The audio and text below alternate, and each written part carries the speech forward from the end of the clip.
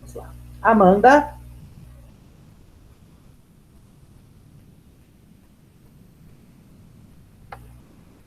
Andrea.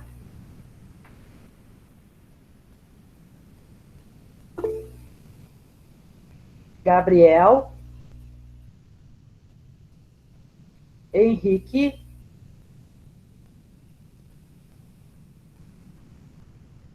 Henrique não conseguiu entrar?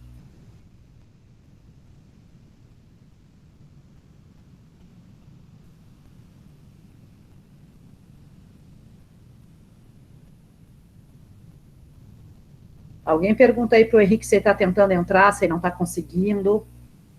Aí no grupo de vocês. Pede para ele mandar o e-mail, que eu não sei se eu tenho o e-mail dele, tá? E aí eu acrescento o e-mail dele aqui. Como o Henrique não vinha entrando, então eu acho que eu não tenho o e-mail dele, tá? Andrea, tu me faz esse favor?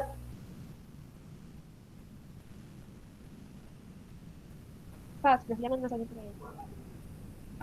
Pergunta, porque ele estava na primeira aula, ele pode não estar conseguindo entrar, então pergunta se ele não está conseguindo, bota o link ali como já deve ter botado, né? Pergunta o e-mail dele, tem que ser Gmail, só lembra ele que tem que ser Gmail, que eu acho que eu não tenho o e-mail dele, porque ele não vinha assistindo as aulas, agora que ele entrou. Algumas aulas ele não assistiu. Vamos lá então, Érica.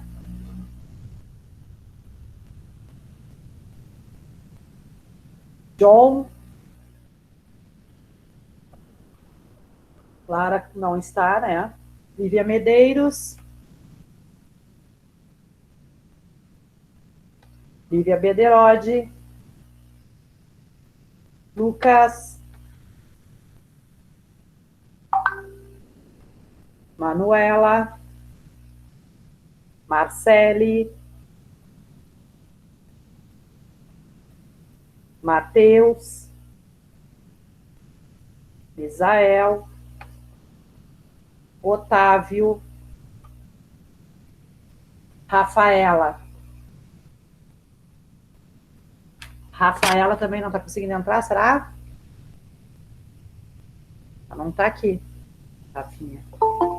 Bia Pereira, ó, tá entrando o Henrique.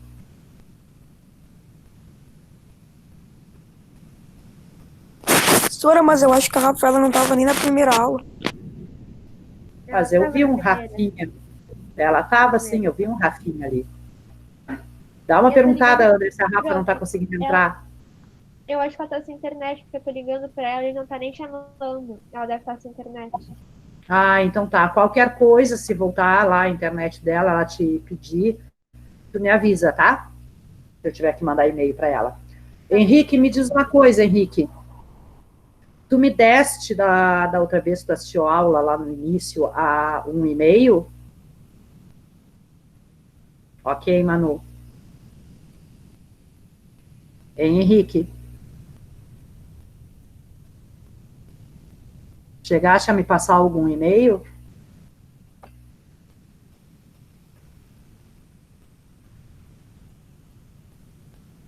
Não?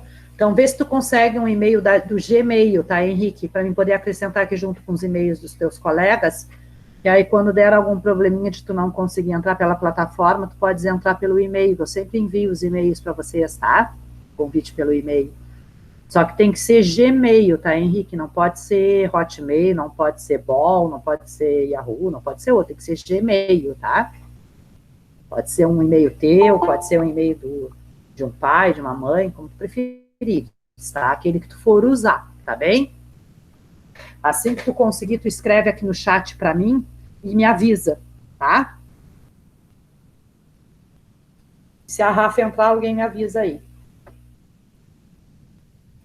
Vamos voltar à nossa tela de apresentação, então.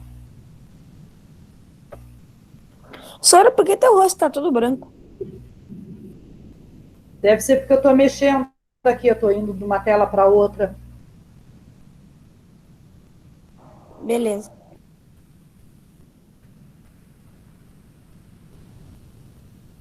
Eu estou botando a tela de apresentação agora.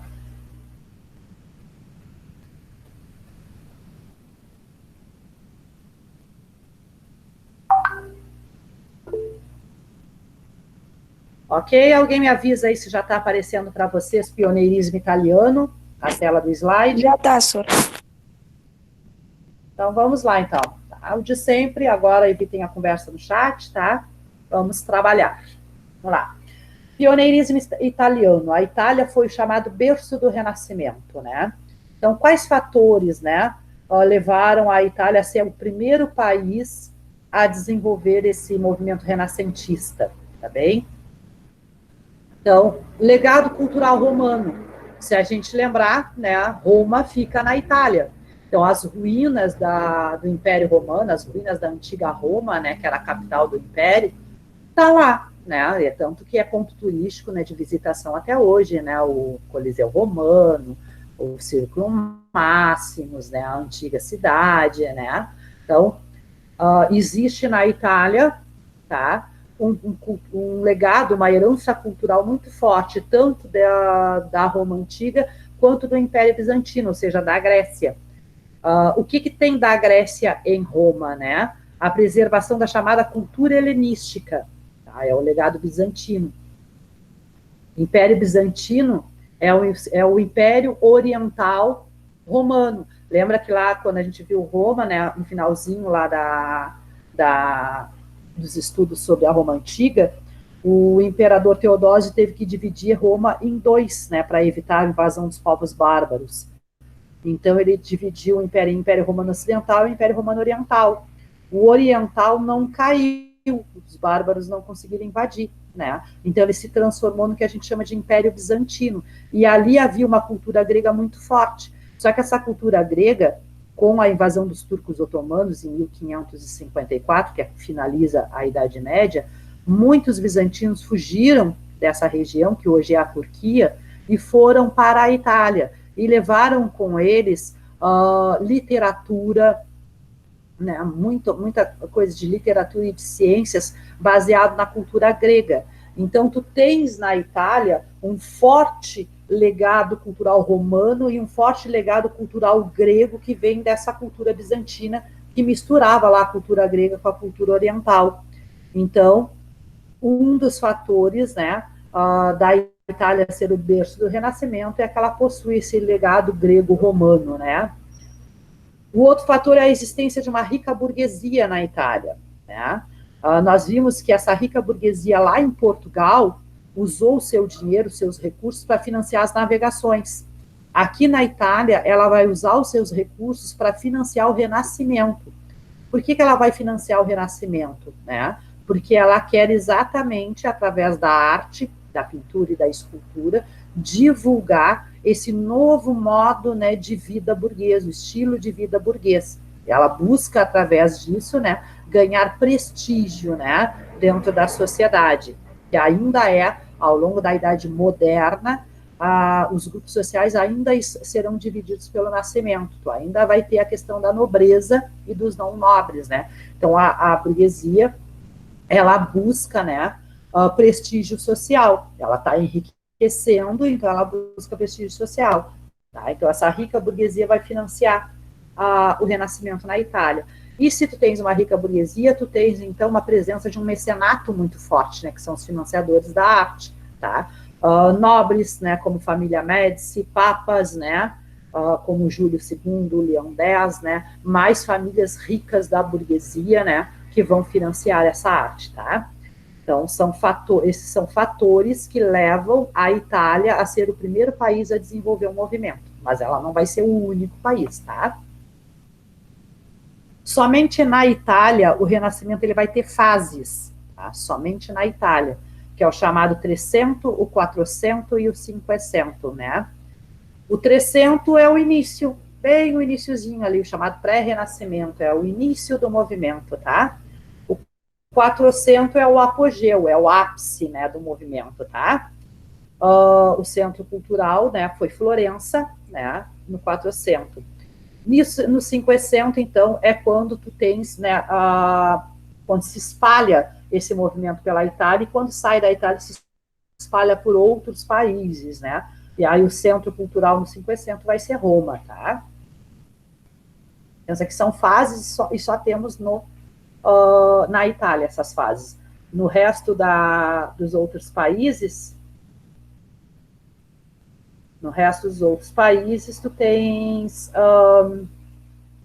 tu não tem fases, tu tem só renascimento e pronto, tá? Os primeiros renascentistas, tá? Então, os primeiros renascentistas, nós vamos ter o Dante Alighieri, Boccaccio, né, e o Petrarca, né, são os pioneiros, né? Eles são da fase do Trecento, tá? Divina Comédia, Decamerão, África, são as obras, né, literárias, são literaturas, portanto, são livros, né, destes primeiros renascentistas. E já dentro da literatura, eles já vêm colocando, né, uma visão já humanista, racionalista, né, deste renascimento, tá? A Divina Comédia, por exemplo, ela era uma obra literária que satirizava, que ironizava a sociedade medieval e a própria igreja, tá? Essas obras consistem em críticas à mentalidade medieval, ou seja, a mentalidade teocêntrica, tá? Observação, a sátira, a ironia foram gêneros literários muito usados nesse início de renascimento, no chamado Trecento, né? Usavam muito a ironia para criticar, para ironizar mesmo, né, a sociedade medieval, a igreja medieval, a nobreza, tá? Depois nós vamos ter, já no 400, nós vamos ter as nossas tartarugas ninjas, tá? Os nomes mais importantes do Renascimento: Leonardo, Michelangelo, Rafael e Donatello. Quem é que lembra, né, das tartarugas ninjas, tá? Então, Leonardo da Vinci, o maior de todos eles, né, de todos os renascentistas, esse cara ele foi de tudo um pouco, né? Pintor, escultor, arquiteto, engenheiro, urbanista, né?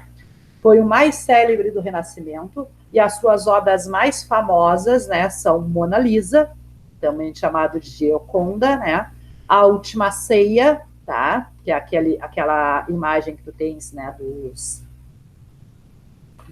12 discípulos, né, com o Cristo na última ceia, tá?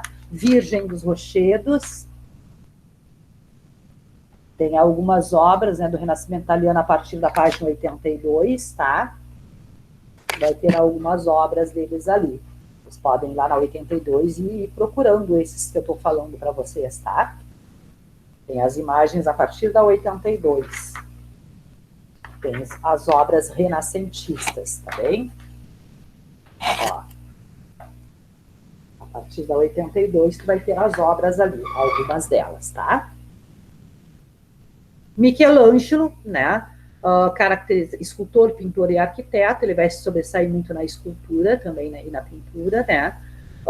Seria o segundo mais importante, digamos assim, nesse período de 400, tá? Afrescos da Capela Sistina. Capela Sistina é a capela de Roma, lá onde fica o Papa, tá?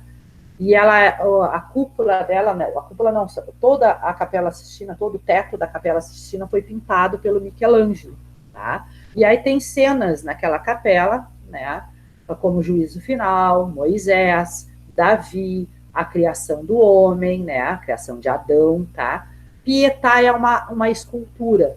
Vocês têm a Pietà na página 84. Vai ali na 84, dá uma olhadinha na Pietà. Que é a obra do Michelangelo. Estão olhando? Estão buscando para ver? Ô, Sora, tem um problema, Sora. Tua voz parece que tu tá se mexendo, mas não tá sendo voz. Tu não me escuta? Tu tá se mexendo como se estivesse falando, mas a voz não tá saindo.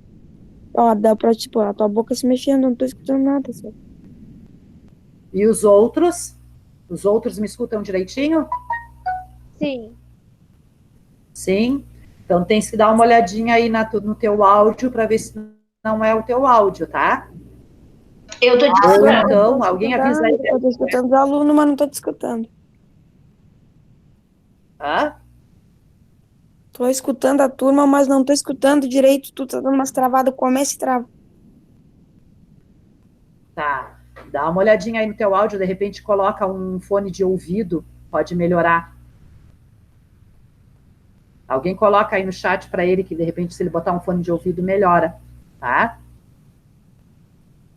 Os outros todos me escutam direitinho? Eu tô escutando. E os outros? Eu também tô, prof. Tá. Então Eu pode também ser tô. alguma coisa no teu áudio aí também, tá?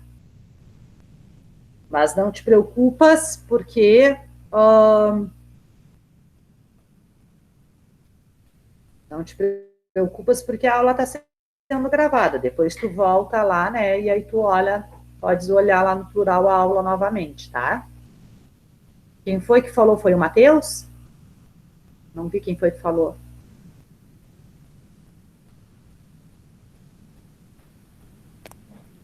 Deu, Sora. Agora dá pra te escutar. Eu botei um fone e tô conseguindo escutar normal. Ah, é. Então tá. Então, com fonezinho às vezes melhora. Então, olha só, já que eu saí ali do slide e voltei aqui no chat, tá?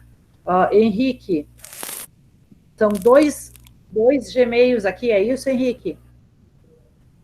Henrique Rosa 143, arroba Gmail, e Milgare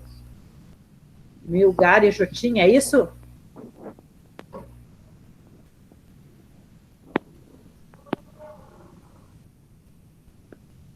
É, Sora. É isso, Henrique? É. Tá, e eu salvo os dois? Se tu quiser, pode, mas de preferência o primeiro, que é o que eu tô usando agora. Tá. Vou salvar os dois, que aí quando eu mandar vai para os dois, tá? Tá. É que o primeiro é da minha mãe e o segundo é meu. Tá. Vou salvar os dois. Aí quando eu mandar, vai para os dois. E aí tu usa aquele que tu quiseres, tá? Tá.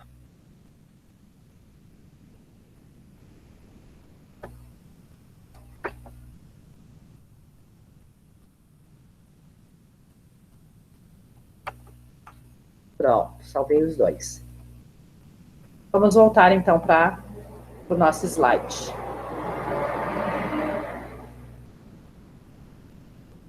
Deu aí? Me avisem quando aparecer. Acho que já deve estar aparecendo, né? Deu, já apareceu. Apareceu. Tudo bem. Foram ali na página 84 para ver La Pietà, do Michelangelo? Sim. Sim. Viram que obra linda? Sora, que página. É que bem na hora que tu tava falando já tava dando mais travado. Página 84. Ah, tá, valeu. 84. Tá? Observem ali, La Pietà é a Virgem, é a Nossa Senhora, com Cristo. Oi. Acho que a Lívia Bededotti e a Medeiros estão falando que travou pra ela. Tá, e ela tem que fazer a mesma coisa, tá? Tá. Então, olha aqui, ó. La Pietà, então, né? A obra do Michelangelo, vocês podem observar ali, né? É a Nossa Senhora, tá? O nome é A Piedade, né? Ou Piedade, tá? É a Nossa Senhora com Cristo morto no colo, sabe? Quando tiram o Cristo da cruz, quando tiram Jesus da cruz, né? É uma imagem dela com o Jesus morto no colo, com seu filho morto no colo. Observem as dobras das roupas, a perfeição, né? Das feições do corpo humano, né? Então é aquilo que eu colocava no slide anterior ali, é que o Renascimento ele traz uma imagem, uma figura real, né? Mais fiel possível daquilo que nós somos na realidade. E esta obra, ela é feita em pedra, ela é mármore, tá? E observa as dobras do vestido da Nossa Senhora, né?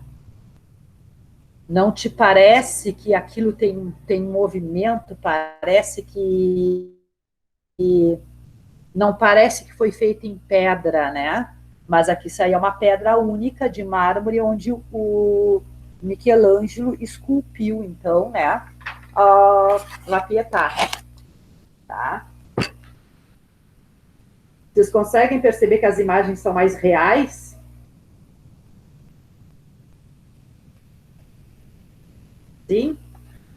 Sim, parece que é um vestido de verdade, com todas as dobras, os movimentos, mas não dá pra acreditar que isso aqui é mármore.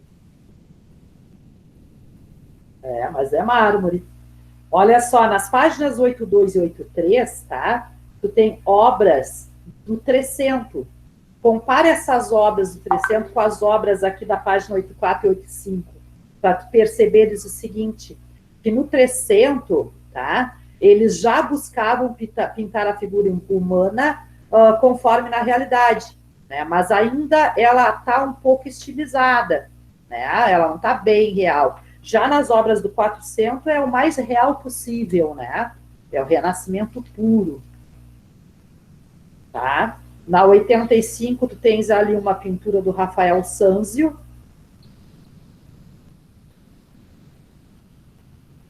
Estão observando? Sim. A transfiguração, última pintura do Rafael. A transfiguração é o momento em que Jesus sobe aos céus.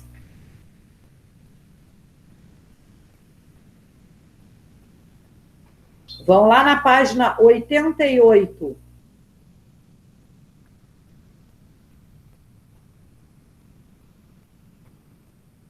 Tu tens o nascimento de Vênus, da deusa Vênus, de Botticelli.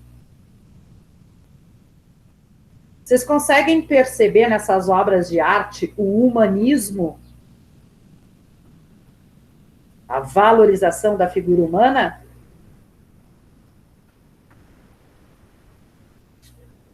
Hein, pessoal?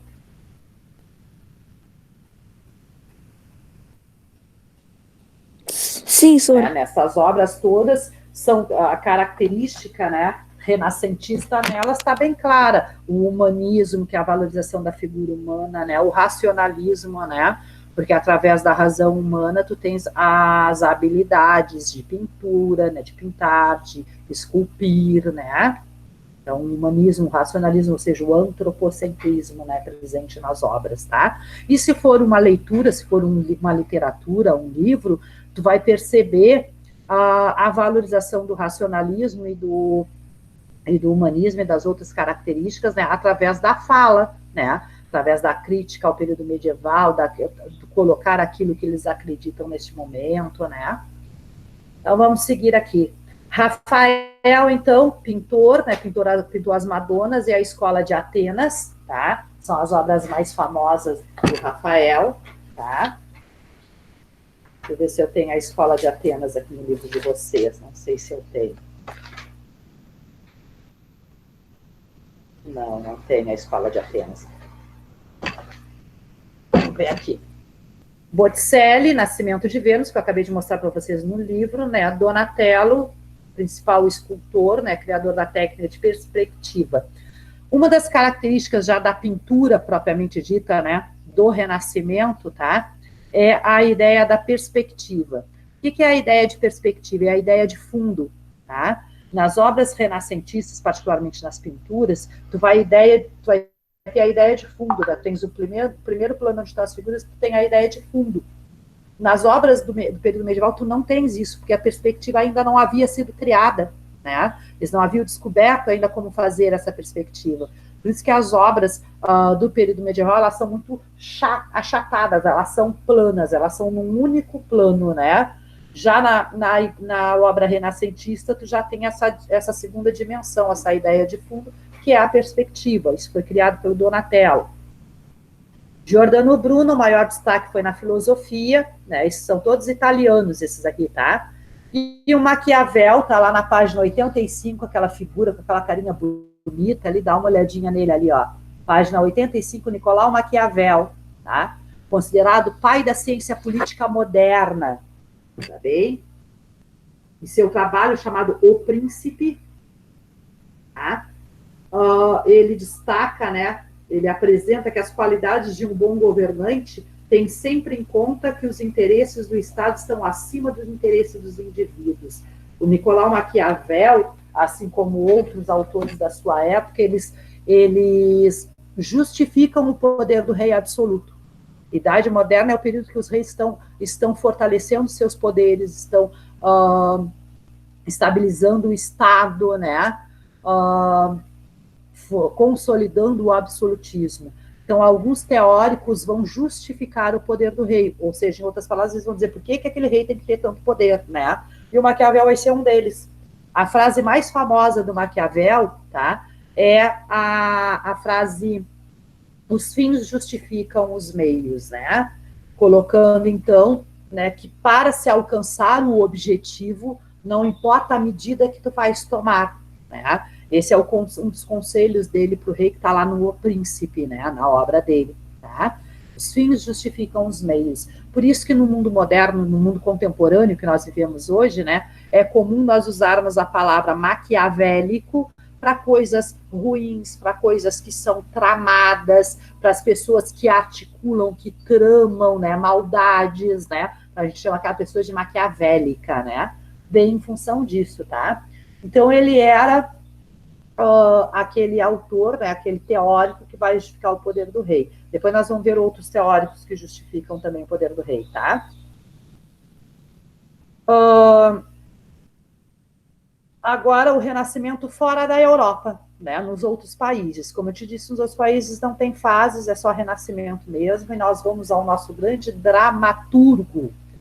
Para quem não sabe, dramaturgo é o escritor de peças teatrais. Dramaturgia são as peças teatrais. E nós temos aqui o nosso famoso William Shakespeare, né, que as obras dele são um espetáculo até hoje, né, no mundo inteiro, né? Romeu e Julieta, Hamlet, Macbeth, né, Rei Lear, que é o Rei Leão, né? São dramas românticos. Sonhos de uma Noite de Verão, Mercador de Veneza, comédias. Ricardo III, né? Ricardo III é do Ser ou Não Ser, né? Eis a questão, né? Antônio e Cleópatra, dramas históricos, tá? Então, são algumas das principais peças, né? A mais famosa, né? Ficaram mais famosas, são as 4 primeiras ali, Romeu e Julieta, Hamlet, Macbeth e Rei Leão, né? Tá bem? Thomas Moros, né? Utopia, critica a desigualdade social, né? Descrição de uma sociedade perfeita, ele descreve, então, uma sociedade perfeita, e é claro, né, uma sociedade perfeita, ela é utópica, por isso que o nome da obra é Utopia. A palavra utopia significa algo não realizável, ou algo irrealizável, né? Mas já dizia o poeta que a utopia, ela só é utopia até se transformar em realidade, né? Muitas das coisas que a gente vive no mundo atual, né, um dia foram utopias, né? Tá? Então, Thomas Moros, Utopia. Na Holanda, nós temos o Erasmo de Rotterdam, o Elogio da Loucura. Alguma dúvida? Pensei que tinham falado comigo. Então, na Holanda, nós temos o Erasmo de Rotterdam, com o Elogio da Loucura, que é uma crítica, né, ao comportamento do clero católico e da nobreza. Né? Eles criticam, né, a autoridade que eles têm, né, a questão da nobreza por nascimento, né, e o comportamento que eles têm, né, em relação ao resto. Humbert e Jan van Eyck desenvolveram a técnica da pintura a óleo, né? Então, cada um vai contribuindo, né, com alguma coisa. Na Espanha, nós temos um dos livros mais famosos do mundo, Dom Quixote de la Mancha, né, que satiriza, né, o cavaleiro medieval, tá? Miguel de Cervantes, então, é o nome do nosso espanhol. E o El Greco, com o enterro do Conde de Orgaz, que é uma pintura também, né, sobre o enterro deste nobre, tá?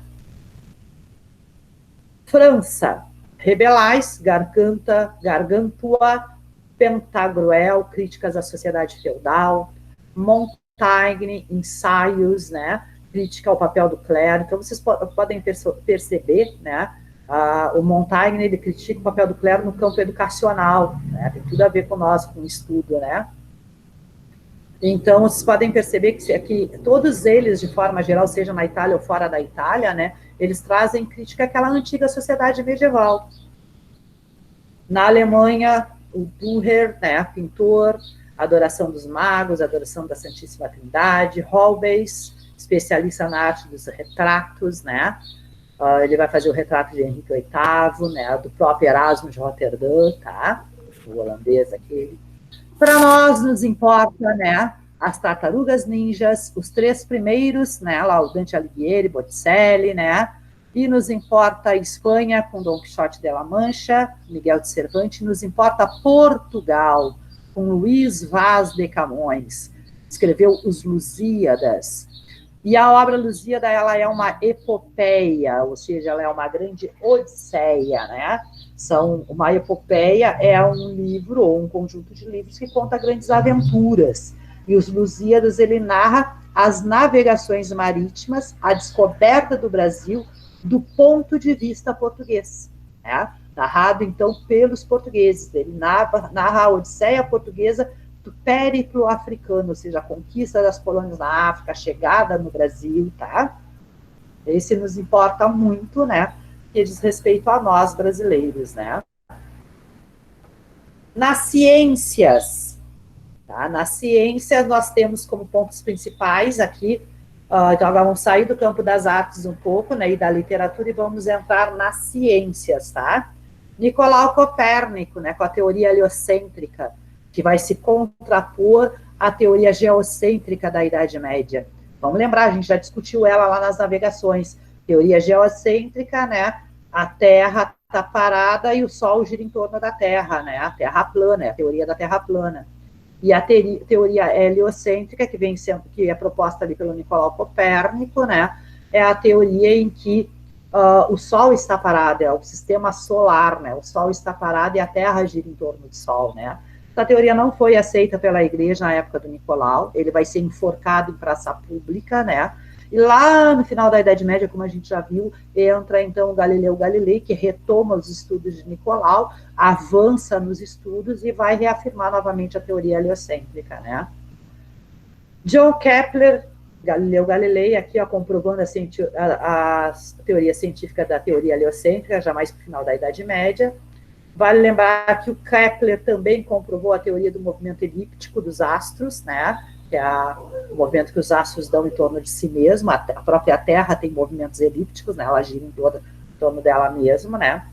Isaac Newton, considerado o pai da física moderna, né? As chamadas leis de Newton, né? A lei da gravidade, que é aquilo que nos coloca, né? Firmes na Terra, né? Porque já que a Terra gira, como é que a gente não sai voando? Essa era uma pergunta lá do período medieval, no início das navegações, né? Porque lá no início das navegações, quando vem a questão da teoria heliocêntrica novamente, não havia sido descoberta ainda a lei da gravidade. Então, não se sabia explicar se a Terra gira, por que o homem não sai voando, né? Então, por causa da lei da gravidade, a lei da inércia, né? A lei da ação e reação, onde o Isaac Newton vai dizer que para cada movimento, né, de ação existe uma reação na mesma proporção, na mesma medida. E aqui não vamos confundir o ponto 4, que é o Miguel de Cervé. Não vamos confundir com Miguel de Cervantes da Espanha, tá? Miguel de Cervantes é o autor de Dom Quixote. O Miguel de Cervé, ele se destaca na medicina, tá? Difusão da técnica e dissecação de cadáveres. E aí, então, ao dissecar cadáveres, ele consegue descobrir por completo o funcionamento da corrente sanguínea, que vai facilitar para avançar a nossa medicina muito neste período, com a descoberta de como que funciona a nossa corrente sanguínea, tá? E aí, meus amores, estão vivos? Morri. Muitas informações, né? Sim. Muito. Vocês vão ler a unidade, né? Passar pelas coisas. Eu vou deixar de exercício para vocês, anota o tema aí. Página 92, exercícios de 1 a 5. Vou botar aqui no chat. Tá? Tema, página 92, exercícios de 1 a 5, tá? Pra gente começar a aquecer as baterias, tá bem? Quando eu pôr os links da aula de hoje lá no plural, eu coloco também o tema junto lá, tá? Ok, queridos? Feito por hoje, alguma dúvida? Alguém quer tirar alguma dúvida? Alguém quer perguntar alguma coisa? Não? Melhor agora é relaxar a cabeça, depois, né, vocês vão pegar essa unidade para fazer os exercícios, vão ler, né? Tiver Eu que quero assistir as perguntar uma aulas de... coisa, Sora. Diga, meu bem. Que horas é o almoço? Eu tô com fome. Na tua casa eu não sei, no meu eu vou começar agora a fazer. Tá, meu bem? Ô, Um Sora, beijo para vocês, então. Nos vemos semana que vem. Não esqueça que quinta-feira eu mando atividade no plural, tá? Beijinho. Beleza.